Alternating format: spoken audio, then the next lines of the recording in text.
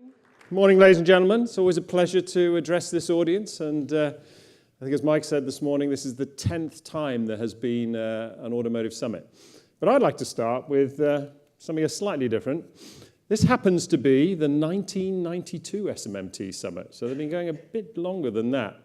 And the title that year, there were some illuminaries there, Carl Hahn from Volkswagen, Gary Rees, God rest his soul, amongst many others, but it was called Automotive Manufacturing in a New Europe, 26 years ago.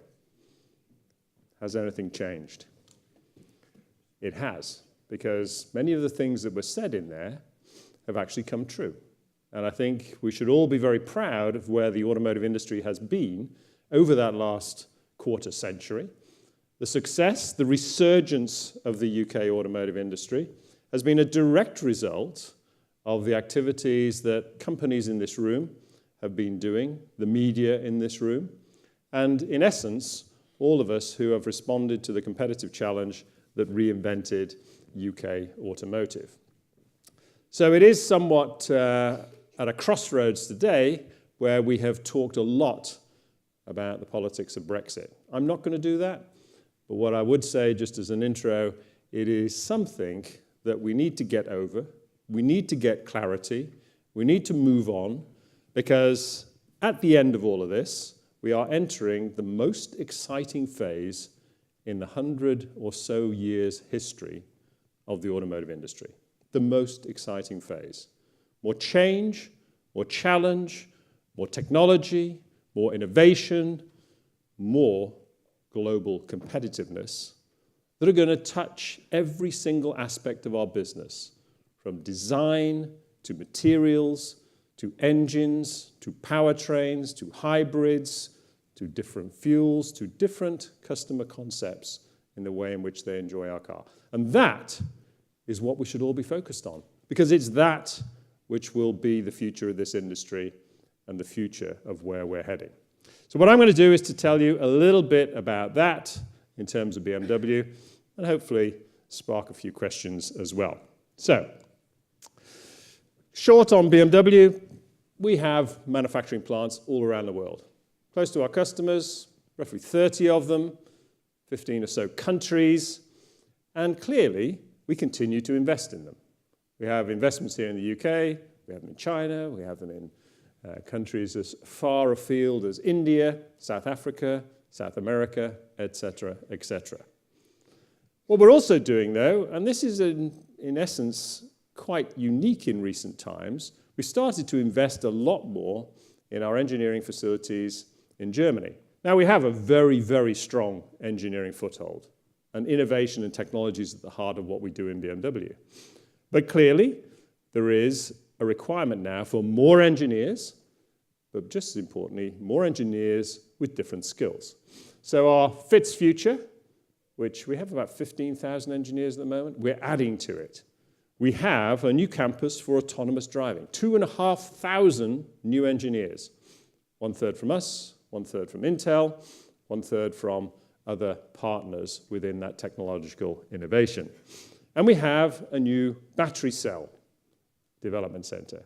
Now, we are not going to manufacture cells, but we are the Bayerischer Motor Works, after all, going to be involved in the development of the next big thing in batteries, and clearly that is the road to solid states.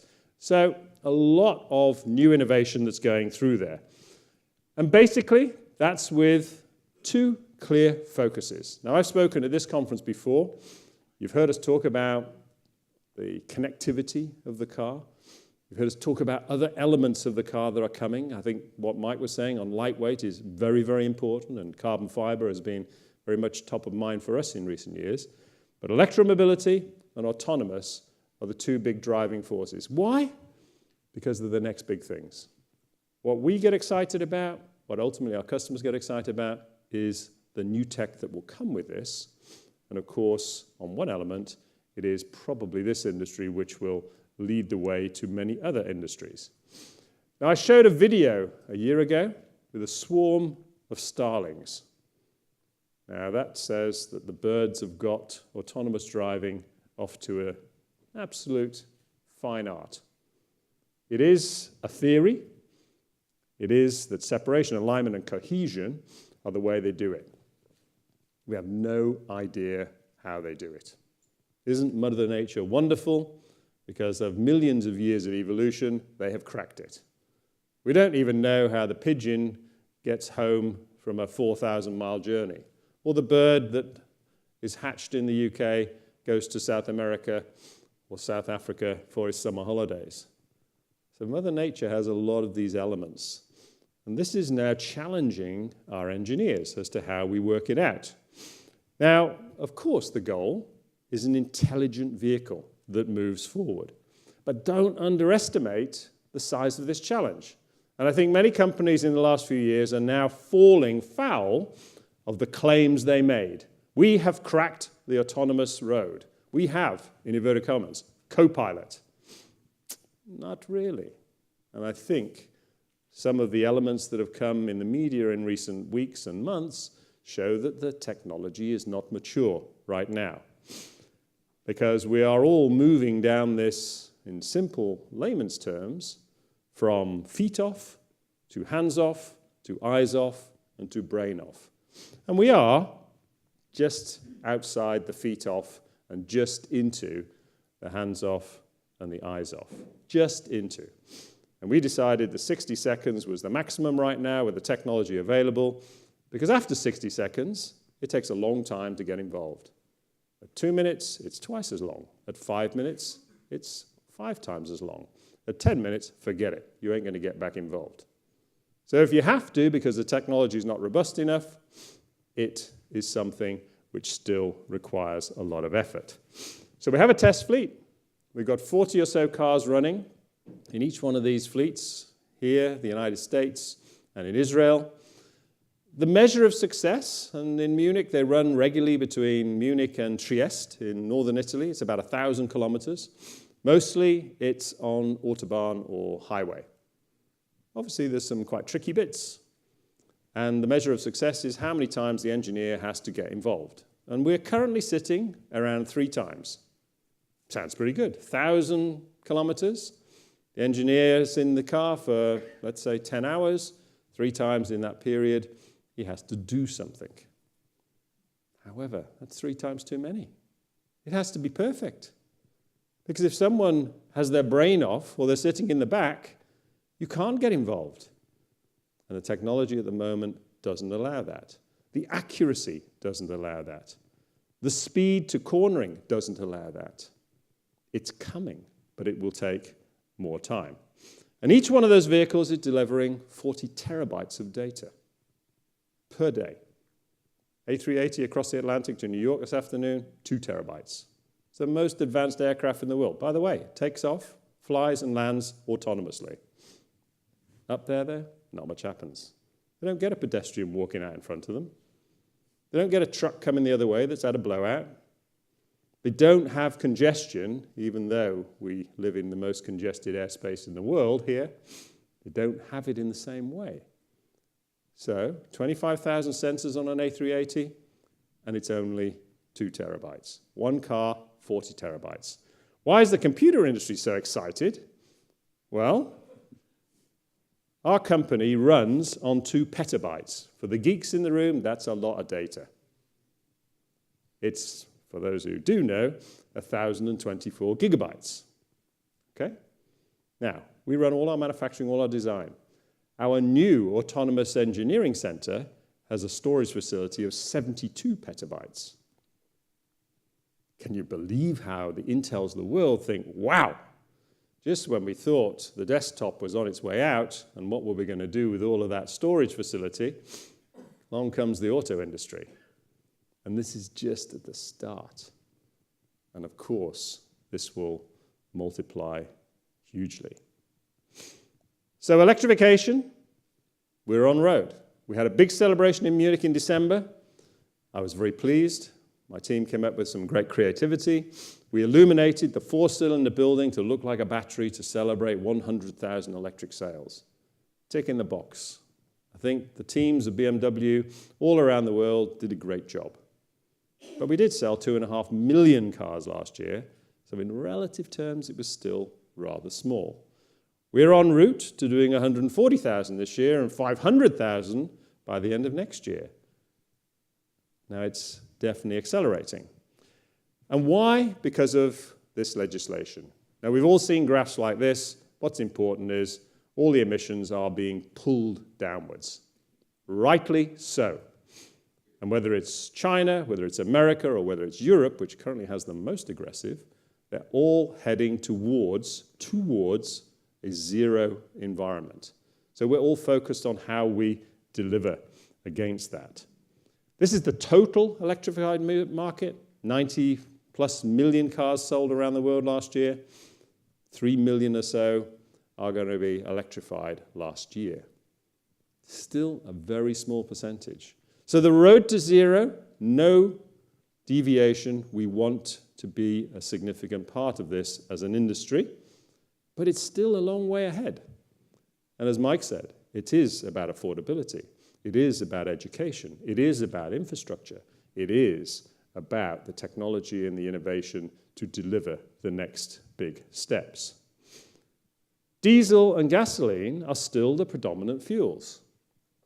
Now, diesel has been somewhat demonized, I think completely wrongly. And politically, this has become an agenda here in the United Kingdom, in Germany, and in France. In other parts of Europe, diesel sales have been increasing. In other parts of the world, admittedly, only a few, diesel sales are still strong. And it has a definite part to play, particularly in the reduction of CO2 and the road to zero. Because at the end of the day, this is still a fuel that has a strong future. But none of us actually know when the change to electromobility will occur and what the fuels will be along the way. And why? Because of these people. They are giving us direction, sometimes planned, sometimes unplanned. They are giving us a set of rules and regulations, sometimes international, sometimes national, sometimes local. And ultimately, as an industry, we have to find our way through this. Now, there are some usual suspects up there, and there are some lesser-known people. The two down on the bottom right are very influential. One is the Prime Minister of Norway, and one is the Governor of California. Prime Minister of Norway has done an outstanding job. And you're sitting on a 50% market share of electrified vehicles, roughly half and half, full battery electrics, the rest plug-in hybrids, 50%. If the German government had done the same, that would be 1.5 million cars this year. If the British government had done the same, that would be circa 1.1, 1.2 million cars a year. But they didn't. And why didn't they? Because in Norway, the investment to do this sits at around 17,000 euros per car and involves free bus lanes or use of bus lanes, free charging, free parking, big tax breaks. So the bigger economies can't afford to do it. It's just not possible. So the take-up by the customers is going to be slower. And the industry is pushing the innovation and the technology, but the customers are, in many respects, waiting. They're waiting to see how it goes. They're waiting for the next big step. They're waiting for a higher range. They're waiting to see what happens to used car values. They're waiting to see whether this is just a passing fad or this is the road to a future. And we have to be very, very conscious of that in the way in which we move it forward. So as a company, we've decided that all our platforms will be capable of combustion engine, a full battery electric vehicle, and of plug-in hybrids. Because we have to have the flexibility. We don't know how it's going to look in 2025 from a customer point of view, how it's going to look in 2030, how it's going to look in 2040 is another generation away. So we have to have the flexibility. So the investment is really ramping up right now. And of course, you'll have 3 different battery packs, like you have 3 different engine sizes generally.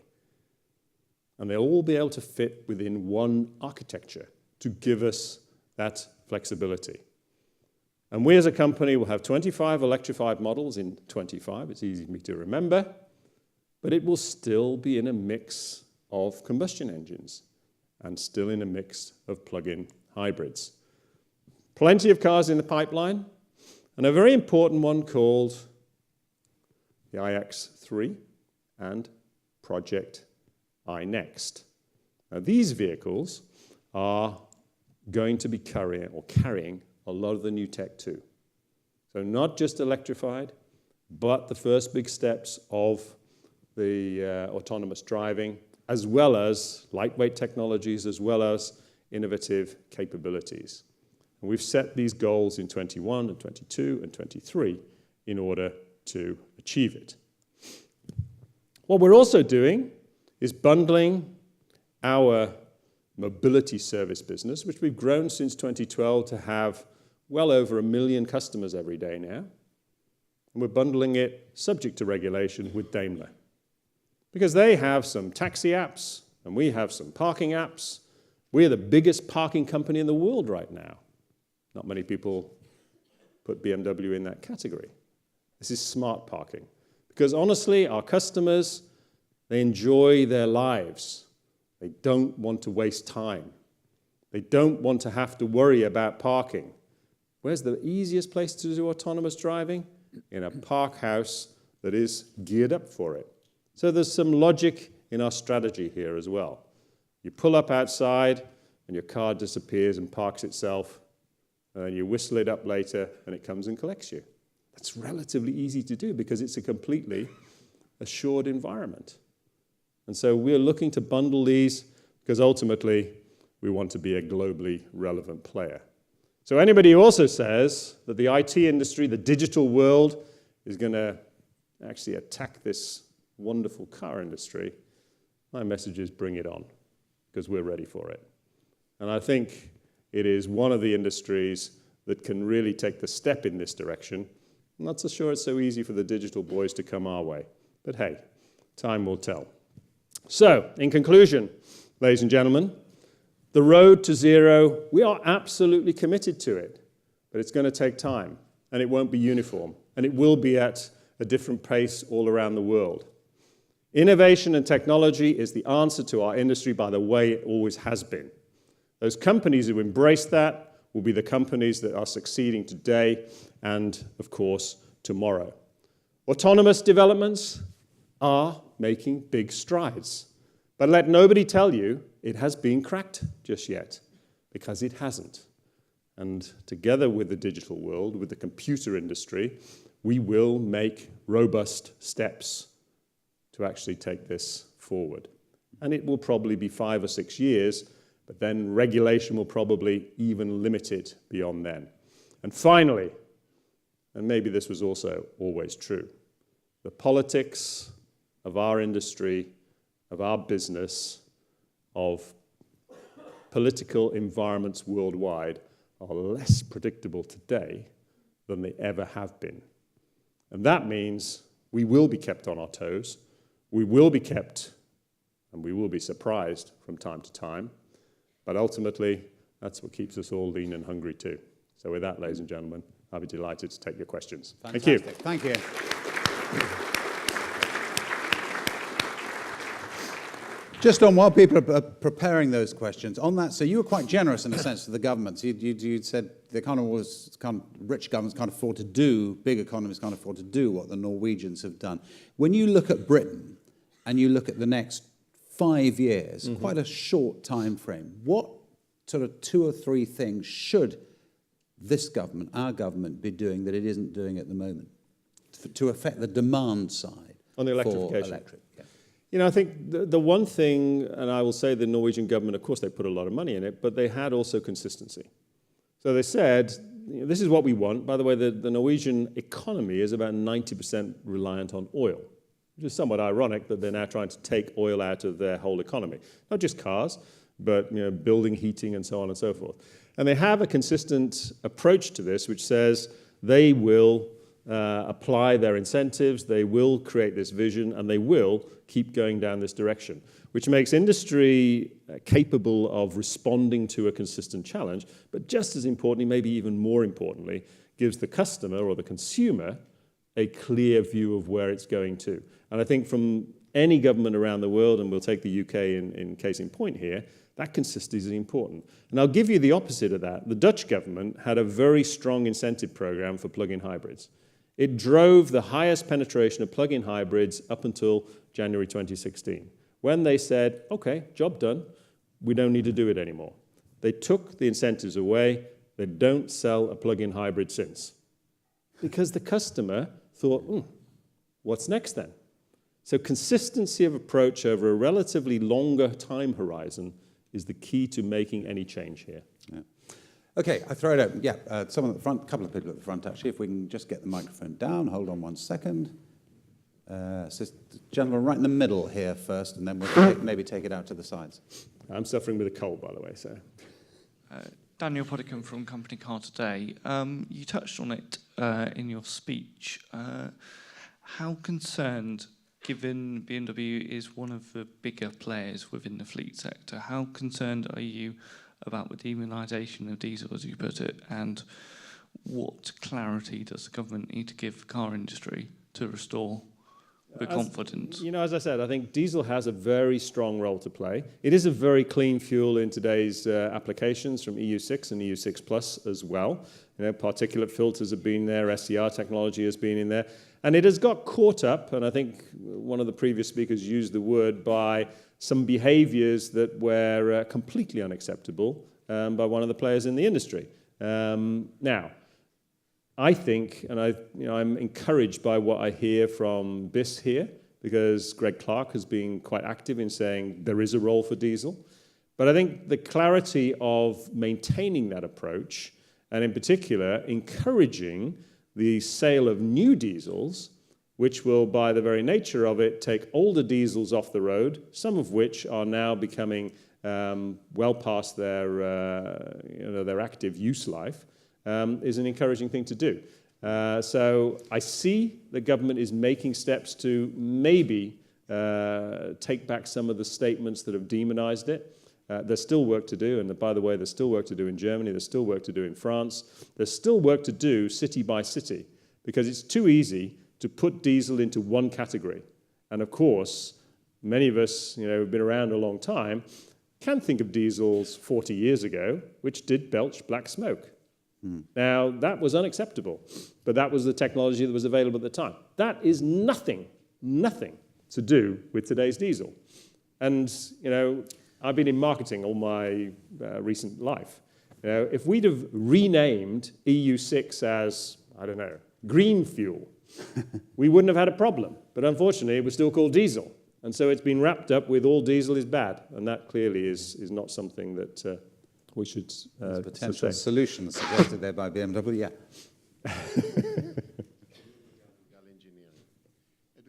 Hold on a second, sorry, that's not working. Bang the top to make sure. Yep, okay. Jamil Magal, Magal Engineering. The government on many occasions and saying is that to the OEMs and the power generators and the energy companies to get on together and to decide what technology will be best for us for the future, and then they will support it. Maybe it's a way to escape from doing anything, but this is what they're saying. So my question is how are the OEMs responding to that? Are you having any development together, or everyone goes on his own way to develop their own because it's secret and it's market share and so on? Or actually there is an opportunity to develop something that then the government will have no choice than to provide the infrastructure? I think there are industry standards that we can discuss and we can collaborate on. What I wouldn't say, though, and I think this is right as well, this industry has grown up on competition. So I would much prefer that governments looked for the outcome and didn't tell us what the solution was. I would much prefer that there was no discussion on potential solutions to that outcome. And the innovation was, and the competitiveness was on each company to move ahead. Now, why, if I looked at autonomous engineering, we decided that we would bring Intel and Mobileye together to develop the technology. We also wanted to create an industry standard. And in that technology grouping, by the way, Intel bought Mobileye, we've now got other players involved. So we have some of the other multinationals who are involved in that, because as an industry standard in this particular field, I think there is work to be done. Because at the end of the day, anything that's going to be highly regulated probably needs that industry standard. And the regulators right now haven't quite got their minds around autonomous. They don't quite know what they're going to regulate on. They don't know the ins and outs of it. They will, I am sure, become very active in the next 1, 2, 3 years, which then will require an industry standard to move forward, but not on everything. One last one, please, and then we are going to move on. Jim Holder from Autocar. How confident are you that full autonomy will ever be possible in every scenario? And how confident are you that by the time we reach that point with the inevitable mishaps that perhaps you've referred to already, that the public will actually want full autonomy? I remember doing previous conferences here where we saw pictures of the car of the future with scatter cushions in it. Where are the scatter cushions? And that there are, I think, some very good steps along the way. As I mentioned, the test fleets are getting better and better. However, what I also mentioned a second ago was that the regulator hasn't actually become involved yet. Here in the UK, there's an interesting thing that the government is trying to encourage the development of autonomous vehicles on the roads. Tick in the box. Good idea. However, the highway code, and most of us who grew up and got our driving license here remember this thing called the highway code, actually prevents autonomous driving. It is not allowed. And the highway code is a fundamental part of lots of other regulation. I think governments will actually say, okay, autonomous can go this far. I think there will be maybe motorways first. It's relatively easier than congested areas. I think certain parts of cities could be, in other words, roped off for only autonomous cars, where thought is taken to the speed of people moving around and the ability for consequences from pedestrians and so on and so forth. But I also think that it won't be too long before government says, or regulators say, that in all circumstances it will not be allowed. I definitely do not think, even though the car is more than capable of taking an algorithm to make the choice, I don't think we're ever going to be faced where a car will make the choice between that death and another death. So the circumstance where you could do this and that person could be fatally injured, or you could do that and a different person could be fatally injured, or it could look into your diary and say, actually, you're having chemotherapy at the moment, so, don't think that is going to be allowed. Well, on that cheerful note, Ian, we're going to move on. Thank you very much, Ian Robertson. Brilliant.